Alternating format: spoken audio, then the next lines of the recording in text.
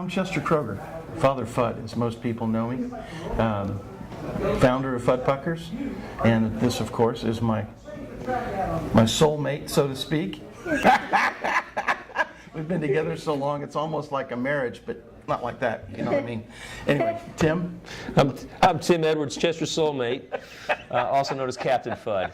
He and I have been together since 1985, which was 2 years after he founded Fudpuckers. And so the partnership has gone on for, well, you do the math, 32 years? My background is, I was a developer. I was a DJ.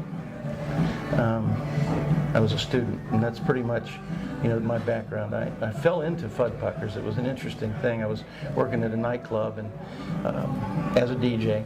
I quit that scene, came back to say hello to some friends, and the snack bar just happened to be available, and the owner of the business asked me to take it over. And Fudpuckers came from that weird circumstance. It was just one of those happenstance moments in life. And I recognized it, I liked it, I loved the business, loved the interaction with people, and it grew from, you know, basically an 8 by 10 foot shack to what it is today. I was actually dating a girl who happened to have a friend who was dating a developer on 98, old 98. And they had a building on the south side where Pompano Joe's is today that had come available. And they asked if I wanted to take it. And I said, well, how much? And they said, well, $900 a month. And I said, well, just for the season? And they said, okay. So I basically paid $3,600 a year for 3 years that I was there for a beachfront location back in the day, in the 1983, 4, and 5, I guess. Yeah, that's what it was. When it was, and that's how it started. And it was just, and then from that point, they eventually kicked me off the property because they thought I was a blight on the neighborhood. They were trying to develop the condos across the street, and they felt like the activities going on at Fudpuckers, the food and the drinking and the debauchery and all that good stuff was anti-development or anti-sales. So they pushed me out of the property, and I eventually wound up working with Tim to secure a location on Okaloosa Island, which we kept until just, 5 years ago. Yeah. And then moved to another location on the island. But 3 years after the island location opened, we decided that we had so much business we needed to do a satellite operation in Destin. Yeah, so this was intended to be an annex. This was never intended to be the primary Fudpuckers. So what we're sitting right here was much smaller scale in our minds, and then it kind of grew into what it is today. Yeah, and it is, of course, the larger of the two stores today. And, you know, despite the fact that we've got an awful lot of good things going on over there, this is the bread and butter winner, and has been pretty much ever since we opened. We opened this location on Memorial Day in 1989. And what I was going to say is that you never want to open a restaurant on Memorial Day because that's the busiest weekend of the entire year. At least it was back then. But we had an amazing opening. We had people lined up down our ramp. We stayed busy all summer long. And going back to what we said earlier, this was never intended to be a big business. Our main business was over on Okaloosa Island. This was just going to be an annex.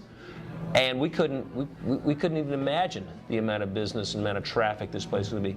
As I was telling you guys a little earlier, when we opened Fudpuckers, this was the only building out here. This was right after this 4-lane highway that's known as Highway 98, Emerald Coast Parkway, had just been completed and opened. We were one of the very first inhabitants. Part of the reason we decided to open here, we were mentored by actually the father of one of our waitresses. She said, you really need to be out there. And he kind of sold us on it because he happened to be also the one that sold a guy named Sam Walton to open Walmart just down the street from us. We figured if Sam Walton could open on this road, we probably could do okay. But this was back before the Mid-Bay Bridge was built. This was back before Destin Commons was in place. This is back before there was any development or activity actually to the east of us. The only structure that was here was at the time Abbott Realty, and that was where the current location is out that way. And most people consider this the Boondocks, which is a remarkable concept today because it's anything but the Boondocks. But we actually purchased this property from Mattie Kelly. whose name most people in Destin know about because she's one of the matriarchs of the Destin area. We had the privilege of getting to know her, and thankfully she was willing to sell us this property and gave us the opportunity to make Fudpuckers in Destin what it is. And of course, since we've been here, it's been just an amazing ride. It's almost magical because a lot of people want to give us credit for being brilliant, but the fact of the matter is we didn't know what we were doing when we were doing this. We were just doing this as an annex. It was just going to be covering the overflow from our Oakland Island thing. And as it turns out, this ended up being just something that was goes well beyond anything we ever anticipated. The bar business on Oakland Island and in this area was amazing. And we sold a lot of beer, and frankly, we started out as a beer and wine place. We eventually added liquor, and we served some food. Well, it's transitioned from that to now it's a family destination. I guess if you're around long enough, you get to try a little bit of everything. It was in 1989 that we opened this place, and literally we operated this for 10 years. And again, we did a lot of bar business. We were a destination. We had some of the best bands in this area that played at Fudpuckers. And to this day, we have some great associations to some of these musicians because they've gone on to bigger and better things. But we've kind of moved away from that. So has the market, in fairness. We didn't just do it because we didn't want to do it anymore. The truth is that the bar business had its day and it's not there anymore. And the fact is most people that visit this area are families. And with that, there's children. And we've been focusing on how can we entertain the families that come in here, because that's what we are first and foremost, is an entertainment company. Yeah, we serve food. Yeah. But we're entertaining people. I mean, it's an experience. We don't want people just coming here to fill their bellies. We want them to fill their experience and say, yeah, I went to Destin and I went to this place called Fudpuckers and I did this thing. Yep. And this thing could be anything from having an outrageous meal to going down and feeding an alligator to writing on the walls, as you can see, or buying a T-shirt, going into our trading company retailers. That's entertaining in itself, and we'll get to look at that later. So it really was what our focus has always been, and still is. The whole alligator thing was almost an accident. There was, I think it was 2000 or 2001, we went to the Orlando Food Show, which was it's an annual event. It's basically the Restaurant Association puts together this enormous food show for all the vendors and restaurateurs in the state of Florida to come down and get to see new products and stuff. And one of the things which we haven't talked about, but when it comes to how this business works, there's not a lot of Chester and I have our role. He's the guy that takes care of the menu, makes sure the food's good, and does all that stuff. I'm not. I'm the guy that I'm involved in the T-shirts and subsequently the alligators, because that's where my stuff came in. And we were at the food show, and he was going to all the normal food vendors, and I was walking around trying to find something different for our retail store. And at the same time, when we built this building, we had this pond out front that really had no purpose other than as a stormwater retention pond. It was a neat pond. You had to walk over to get into the building, but it wasn't necessarily anything beyond that.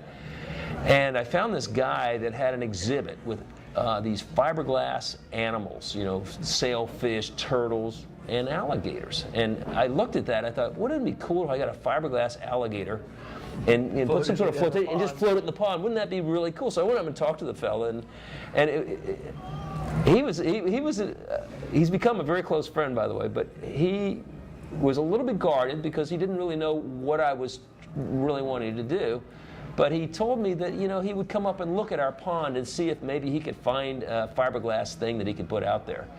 Little did I know that his main business was setting up alligator attractions all over the state of Florida. And he came up here, and the reason he didn't share that with me, because he wasn't at the food show to sell his alligator attraction. He was there to sell, actually, these fiberglass animal likenesses for restaurant theming. And he came up literally an hour before we were supposed to meet and spend that time staring at this pond going, this could work. And he came in and met with Chester and I, and effectively he's told us about his other business. His other business being setting up alligator exhibits, live alligator exhibits. And he has a story of his own, because this man's done a little bit of everything in his life. Amazing man. But we said, sure, why not? Hadn't thought of that before. And he brought 80 alligators up, live alligators. And we had to put up some retaining areas to keep the alligators in the pond. There were some certain things that the state required, because to have a live alligator in your possession, you have to have a license with the Fish and Wildlife or Game Commission with the state of Florida. We complied with all the licensing requirements, and he brought the alligators out. And for the first year, you could go out and see an alligator, and you could feed the alligators. That's all we did. Our very first gator handler, and this is a cool story too, because we really didn't know what this was all about. We decided to get his son, who at the time was a 15-year-old in high school. Was he even in high school? And we said, how'd you like to be a gator handler? And he's like, sure. I mean, 15-year-olds. Fearless. He was totally fearless. So he became our gator handler, our very first gator handler. And he scripted the speeches and the various shows that he would do. And the kid, well, he was a natural, and he still is, but he kind of takes after his dad in a lot of ways. He really was. He really was. Than I am. Except for that.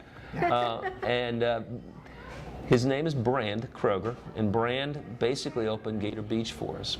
And after the first year, we realized this is going to be big.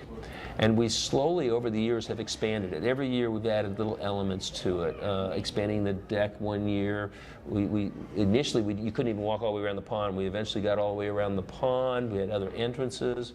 We've added exhibits. We brought in this brand new alligator museum, and it's a reptile museum. You basically see likenesses of all kinds of reptiles, and there's a story behind every one of these dioramas that's in our museum. We subsequently brought in a really, really unique exhibit, and you guys saw that. It's Pearl, our albino alligator. It's one of the alligators that Gerald had, and Pearl's now found a permanent home with the Fudpuckers. We brought in baby alligators, and without going too far, we've got some plans in the future that are going to be really spectacular. But the whole gator element wasn't part of what Fudpuckers was when we started. But it became that way. And people now, when you mention Fudpuckers, and they've been to Fudpuckers, they go, yeah, you got alligators. Yeah. Yep. So that's the alligators coming here, as I said, elevated us to a different level. And the reason for that is it really brought our day business up significantly. When you think about going to eat in a destination that's on the on the water, most people want to go have lunch on the harbor, or they want to go have lunch at the beach. Well, we didn't have that, so our night business was huge. It was phenomenal, but we didn't have that real strong day business. Well, the alligators over the years have become such an integral part of our thing here that now our day business is almost equal to our night business. So it's very strong. And we've been very blessed in that regard. It's been truly amazing. When I caught wind of what was going on, I thought to myself, I'm not so sure this is a good idea. Because, there's liability. And normally it would be him that would be cautioning me on the liability issues. But I was thinking, how is this going to work? But the idea really gelled for me when Gerald said one thing. He said, people come to Florida for two things. Three things. I'm sorry, and you can correct me on the third. The first, you would think, is the beach, but it's not. The second is the mouse, which is Disney World. And then the third is alligators, but it's actually, they come to Florida at the time. Number one thing that they came to Florida for was to see Disneyland, Disney World. So the mouse was the number one thing that people came to see. The second thing at that time was alligators. It may have changed a little bit, but I was floored. Because you think about it, this is a beach community. Everybody comes to Destin to go to the beach. And that was partially true. But the fact that alligators were in that top three, to me it was a no-brainer. And why not? How can you lose doing something like that? So it augmented our playground and the other things that we were doing for kids. And we've always had a strong, t-shirt presence for kids, and there's knickknacks and candy and fun things.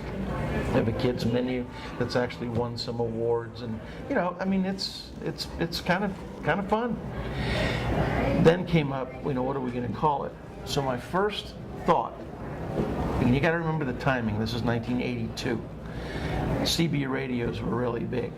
They don't know what that is. They don't exist anymore, right? So, well, they do in trucks. But CB radios were a big thing. And the guys and the truckers going up and down the road would call restaurants Choke and Pukes. So I was going to call it chowder, chets, choke, and puke. That's what Fudpuckers was going to be. Well, needless to say, the owner of the business said, I don't think so. And the reality is that I was then tasked with the idea of coming up with something that had some meaning.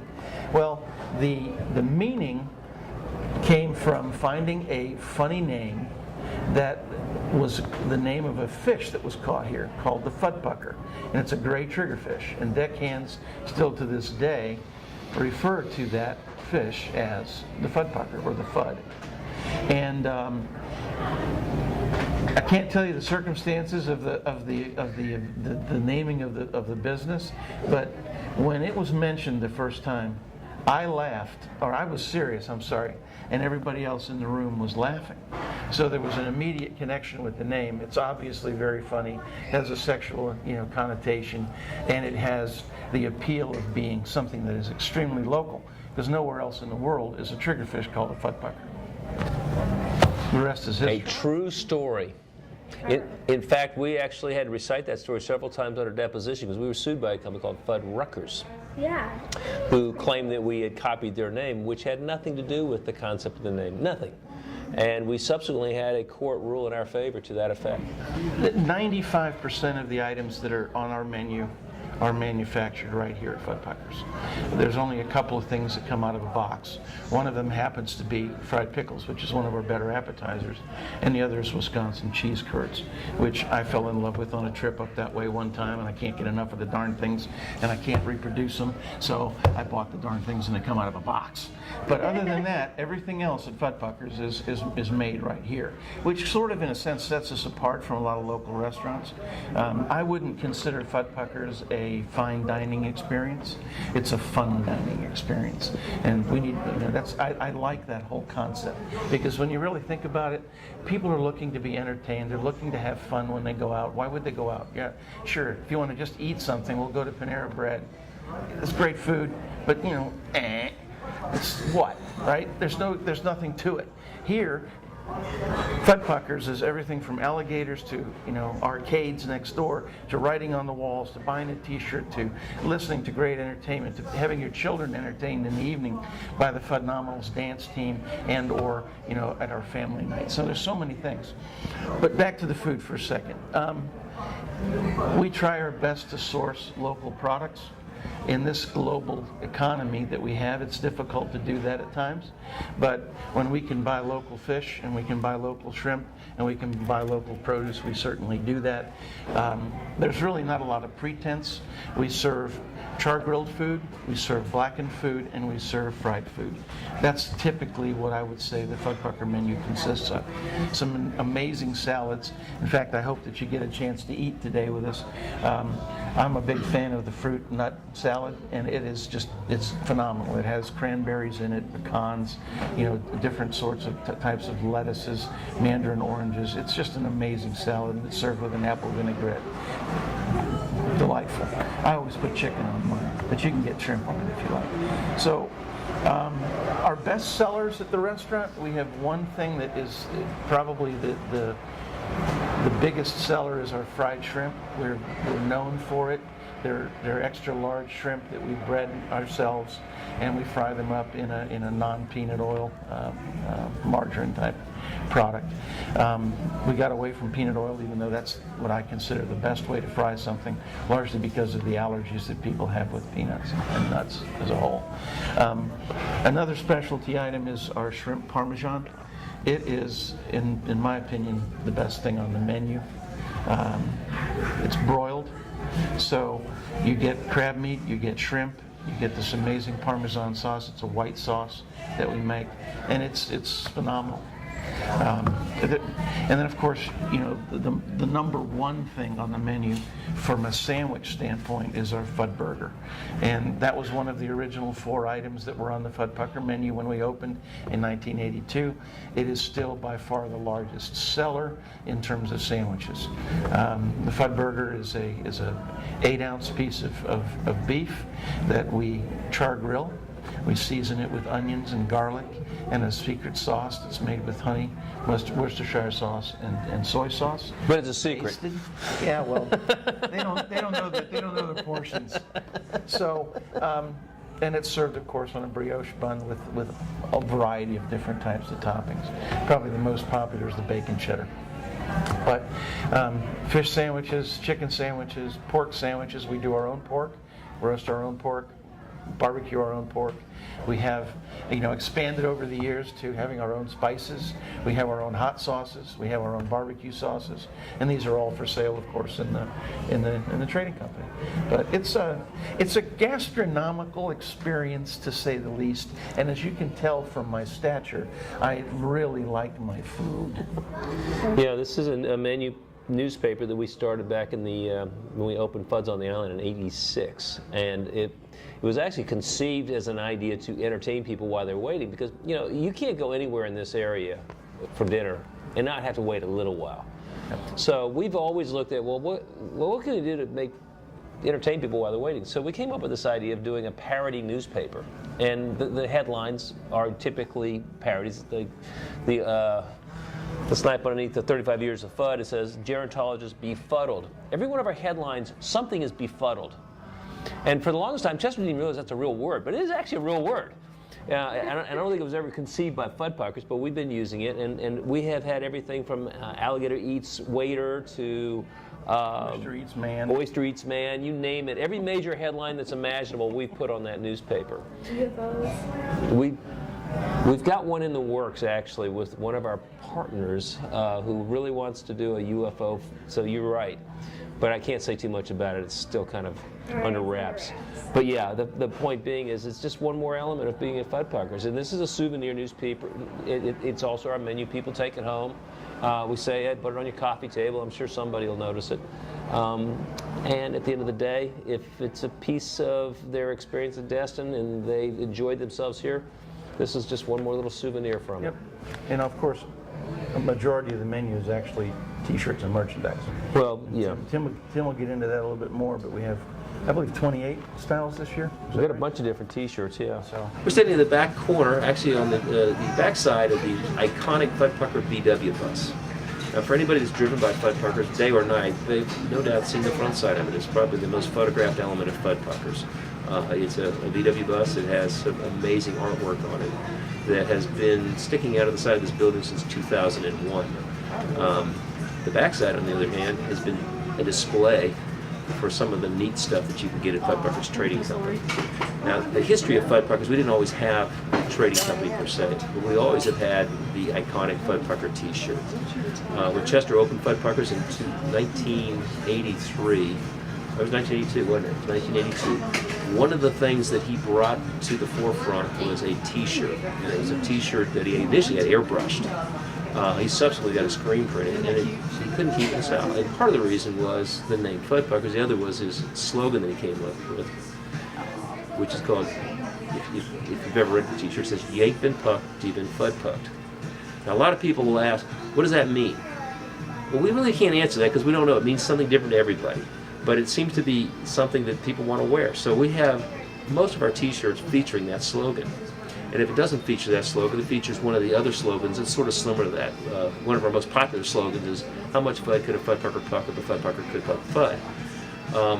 If you can say that 3 times real fast, we'll give you a free shirt. Well, maybe not a free shirt, but the fact of the matter is most people can't do it. Our T-shirts have been amazing. When Chester and I first got together, he actually made a sign that said world famous T-shirts. And I'm a pretty little guy, so I said, can we say that? Are we really world famous? And he just looked at me with a smile. He goes, prove that we're not.